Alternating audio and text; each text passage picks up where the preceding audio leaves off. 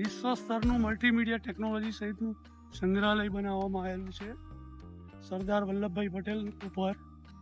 સરદાર વલ્લભભાઈ પટેલને તો આપ સૌ જાણો જ છો કે તે લોખંડી પુરુષ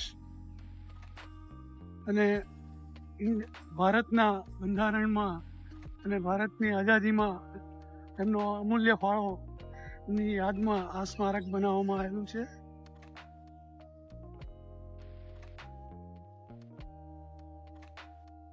જેમાં સિક્યુરિટી ગાર્ડ્સ પણ બેઠેલા છે.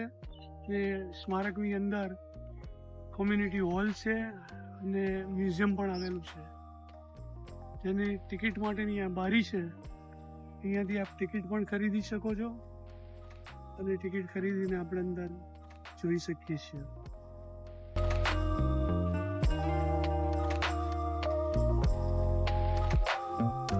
થ્રીડી શો ભારત ભરમ આ પ્રકારનો પ્રથમ શો શનિ અને રવિવારે સાંજે 7 વાગ્યાથી જોવા મળશે આપણને.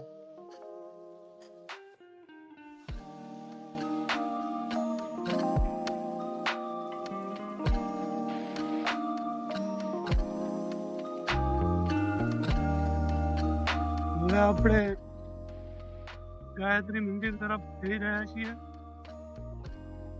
આ સરદાર સ્મારકના દ્રશ્ય દર્શાવી રહ્યો છું આપને કેમેરાની અંદર.